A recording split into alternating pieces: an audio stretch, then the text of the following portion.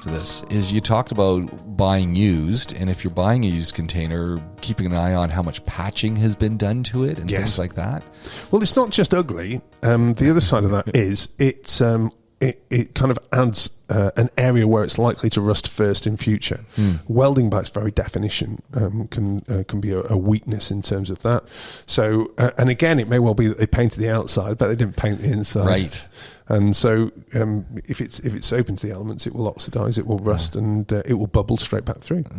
So, and what's been stored in the thing? What it was carrying? Yeah, actually, that's really important. So, inside a container, the floor is normally marine grade ply. Okay. But that marine grade ply is almost universally pressure treated with insecticide. Oh, yeah. Didn't know that. Yes. Okay. So this insecticide is not something that you want, or it's not generally recommended that it is used for any kind of habitation.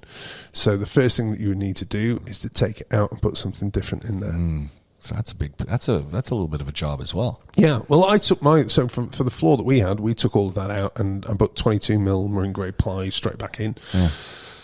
Actually, didn't last very well. I've got to say, after 3 or 4 years, it got a bit crunchy. Why is that? Why do you think?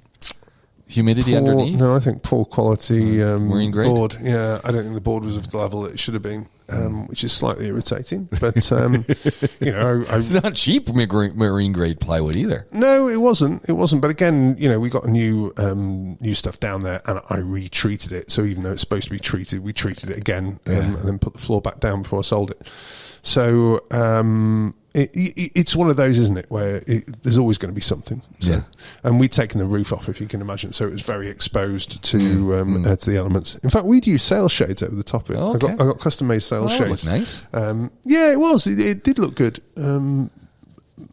But again, you asked me why we didn't this time around. Yeah. And it wasn't just sizing; it was a mixture of been there, done that. Yeah. Actually, that's rubbish. Natalie put her foot down. She said, "No. You know what? You've had your fun. You've done your little project. Now grow up." Well, That's I get what Natalie's saying is that yes, there's a lot of opportunity with them, but there's an aesthetic element. Yeah. And sometimes even with shades and cladding and plants and lighting, it's still industrial, isn't it? Yeah, it's still a container. Yeah. You kind of go, doesn't match the house. Yes. Well, actually, it does match our house. Our house is pretty brutalist at the best of times. The wonders of prefab to heels. Yeah. But no, I take a point on board. The new one, again, custom made, much larger, to say the least. And, you've got options. You've got 3 options, haven't you? You've got the container option, you've got the wood option, you've got the aluminium option. Right. And for us, the idea this time round was we are going to be at this property for quite a while. And on that basis, if we are investing in something, it's a decent investment for the time that we're there. Yeah. Interestingly enough, the way that we designed the aluminium pergola, it is designed again that we could take it apart and move it if we needed to, but it is more permanent without a doubt than the last one was. Why not wood? What was the thinking there? Oh God, it is the cheapest, which is great, and again you can use Meranti hardwood for it, but a combination of Meranti is naturally very dark. If we wanted to make it light, we would need to paint it. If you paint it, it then needs annual maintenance, if not biannual if you're really lucky. I like those thatch roofs, though, that I see on a lot of wooden ones. Yeah, well, actually, we put that over the top of the pergola, which was an odd. It was a kind of a little. No, in fact, no. Maybe I did design this before we finally put it on. But what we realised was the aerofoils that we designed for the entire roof structure, in certain lights, it wouldn't have done very much. So what I did in the end was, rather than it being thatch, we used bamboo. And I got bamboo sheets that I put onto a frame and then attached it down to the rest of it. So bamboo sheets as in the little round things of bamboo made into a sheet? Yes. Yeah. Huh.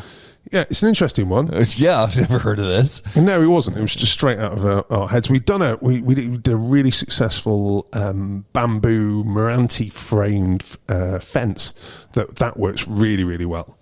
I think I have to be honest and say it's not as effective on the roof of the pergola. A couple of things we didn't think about, which were the amount of dirt that was going to be on there.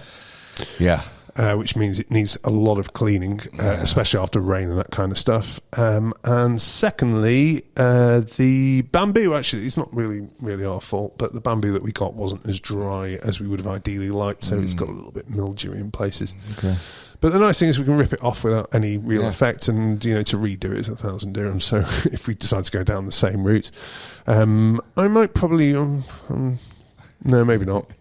I was kind of thinking of other options then. I was about to say maybe I put the cell shades over the top of it just to kind of give us that effect. But again, because it's a flat roof by its nature, if you put something like that over it without much angle, then there's a very good chance that it's going to still seep through and still look pretty horrific. So I need to think about that more. Aesthetics are a challenge.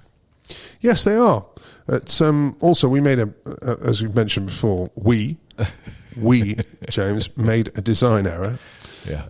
So that they are full width aerofoils rather than half width, which is how it should have been. And as a result of that, it kind of aesthetically it looks better as a result, but practically speaking, it is a little less practical than it should be. And that's the challenge when we're talking, whether it's containers or whatever you're building with. There's the aesthetic and the practical. And you need to find yourself somewhere in between. And you won't always get it right. No. That's the other thing. You're kind of looking for 80, 90%.